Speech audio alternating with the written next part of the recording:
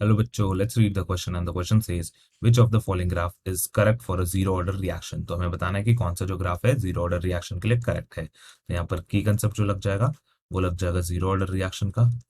की concept is from zero order reaction.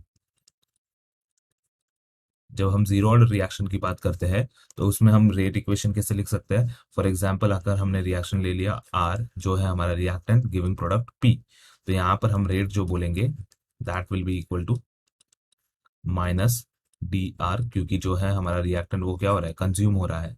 So minus D R upon D T, that is going to be equal to rate constant that is K multiplied by the concentration of A raised to 0 since it is a zero order reaction। that is हम बोल सकते हैं कि ये जो हमारा rate है वो रिएक्टेंट के जो है हमारा A को हटा के हम क्या लिख लेंगे, R लिख लेंगे, क्योंकि हमने R ले लिया है यहाँ पर।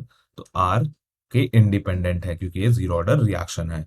तो हम बोल सकते हैं कि जो हमारा पहला प्लॉट है जिसमें लिखा है रिएक्शन रेट वर्सेस टाइम, तो यहाँ पर क्या हो रहा है, रिएक्शन रेट जो है वो एक टाइम पे कॉमन कांस्टेंट रहता है विद टाइम एंड देन वो डिक्रीज होना शुरू हो जाता है। तो ये तो प्रॉपरली बताएगा हमारा यही ग्राफ, इसलिए जीरो ऑर्डर रिएक्शन के लिए फर्स्ट ग्राफ जो है हमारा सही हो जाएगा। अगर हम सेकंड ग्राफ कंसिडर करेंगे तो यहाँ पर लिखा है concentration of reactant versus time.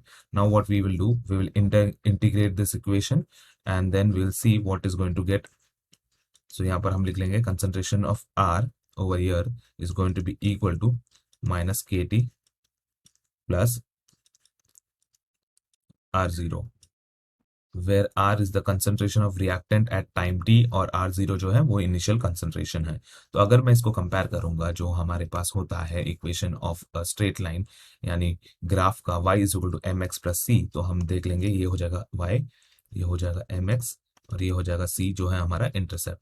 तो यहाँ से हम क्या बोल सकते हैं कि हमारा जो स्लोप वैल्यू है, slope value comes out to be equal to minus K, और जो हमारा इंटरसेप्ट है c वो है इनिशियल कंसंट्रेशन। तो अगर हम देखेंगे यहाँ पे concentration of reactant versus time में ये क्या दिया है, ये एक एक्सपोनेंशियल ग्राफ दिया है और यहाँ पे कंसंट्रेशन ऑफ रिएक्टेंट क्या हो रहा है, डिक्रीज तो हो रहा है पर यहाँ पे एक्सपोनेंशियल ना होके लीनियरली हो रहा है। और यहाँ पे हमारा स्लोप जो होना चाहिए वो नेगेटिव के होना चाहिए और इंटरसेप्ट भी होना चाहिए इसके पास। तो इंटरसेप्ट जो है आर नॉट है पर यहाँ पे इंटरसेप्ट तो दिया ही नहीं है, तो इसी कारण ये तो इनकरेक्ट हो जाएगा। अब रिएक्शन रेट वर्सेस टाइम हमने देखा क्या कि वो जो है वो रिएक्शन रेट डिक्रीज हो रहा है और यहाँ पे क्या हो रहा है, रिएक्शन रेट इंक्रीज हो रहा है विद टाइम, तो ये भी क्या हो जा रहा है, ये भी इनकरेक्ट हो जा रहा है। फोर्थ वाला अगर हम देखें concentration of reactant versus time, यहाँ पे स्लोप क्या है, नेगेटिव के है, हमें नेगेटिव के स्लोप तो मिला है एंड देन ये क्या हो रहा है, डिक्रीज हो रहा है। Concentration of reactant definitely decrease होगा क्योंकि प्रोडक्ट बनना चाहेगा विद टाइम। एंड देन यहाँ पे इंटरसेप्ट दिया है आर नॉट यानी maximum at the initial concentration of reactant will be maximum. तो ये जो हमारा फोर्थ प्लॉट है ये भी कौन सा हो जाएगा, ये भी हमारा फोर्थ प्लॉट सही हो जाएगा। So the correct answer is option 1 and option number 4। Hope you have understood it well. Best of luck.